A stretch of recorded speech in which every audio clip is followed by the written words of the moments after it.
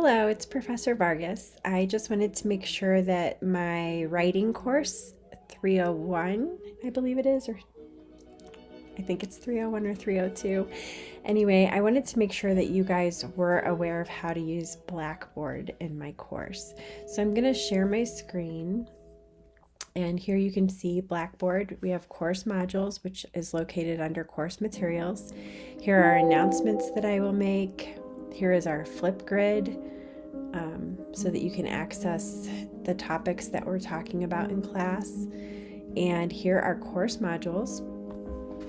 So these top things are just places that you can find some helpful resources and things that you can use while taking this class and as you continue in your education. Some example papers, tips for writing literature reviews, other example papers, Safe Assign. There's a professional APA paper example. And then if you click on any of these, if they allow you to click on them, it gives you, this is a paper that you can put in for an example for Safe Assign, okay? And what you would do is go browse local files, pull it from your computer, and then place it in here and hit submit. Coming back out of here, when you go to the weekly modules, last week was week 1, there's a welcome video. When you click on it, it'll pop up what you're supposed to watch. If you go here again, third person writing style, just click on the video since nothing will click here, and you'll be able to watch that video. Then here is a PDF. It's not going to click open when you're here, but it will click open when you do this. So you kind of just have to get used to this writing assessment. This is where you're going to turn it in. Again, browse files, because you should save this onto your computer. And then submit. Here is a writing self-assessment PDF. Okay. Similar words activity, you're just going to click on the link. It's going to open up. You click begin. I give you several attempts on all of these, so please know that you probably have quite a few attempts before it's over. Here's a discussion board assignment, which is your topic selection. This should be filled out. You would just click right here then, topic selection, and create a thread talking about the topic selection, and the criteria is right here. So going back then, preparing for next week, a literature review table. So this was last week, and I did not see any topics posted in the discussion board.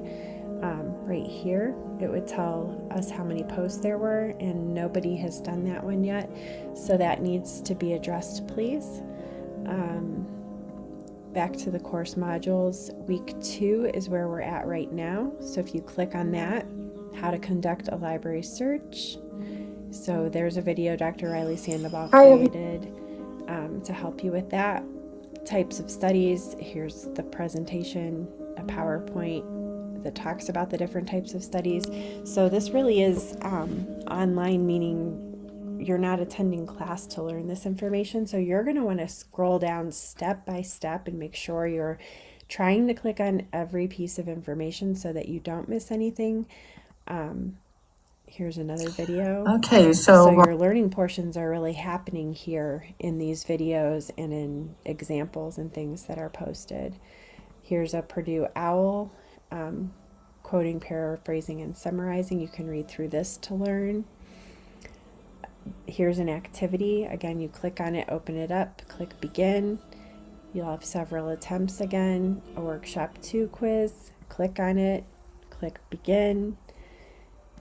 So basically it's just going down again, one thing at a time. And then here you're going to be writing a submission after the feedback. This was supposed to happen after the feedback you got from putting your topic selection on discussion board to make you more aware of different possibilities or takes on your topic. The whole purpose for the discussion last week was so that it could be discussed, so people could see what you were thinking and give comments. Here's a video on SOAP notes, a mock interview that you're watching, and then you're going to be writing the SOAP note on that mock interview. And let's see, the screenshot of the plagiarism exercise. So here you browse your files and you click submit. And then again, preparing for next week. And next week we will be in week 3. So when we look at the course modules,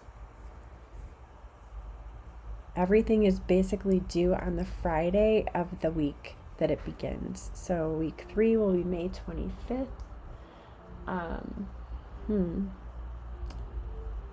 I have not changed that date. I did change the other ones. Week 3 will be next week, so I need to change that date. When you click it open, again, just go down the list, repeating over and over so that you don't miss anything. Okay, so it's pretty straightforward. You just open the module and continue to go down. And this is where your learning is taking place. Since it's online and not in a class, you are responsible for getting these things turned in. The due dates are on Fridays for every week. I think right now at this point it's probably important for you all to go to the discussion board and post your, which you can also access over here on the side, course materials, announcements, Flipgrid, course modules, Zoom classroom, discussion board. So you can get there right from here, click on it and create a thread, and it's going to open up for you to do your typing. And here are the questions that you're supposed to answer, 4 things up at the top. Once you're finished, you can click submit, and then you'll be able to comment on other students and they will be able to comment on yours. I hope this helps clear anything up for those of you who are a bit confused, but we have already entertained week 1 and week 2 because today would be the end of week 2 when things are due. So please, if you are a bit behind, try to get caught up very quickly. I try to keep things open as possible so that working ahead is possible. And I know that we do have a couple students with accommodations, and that is fine.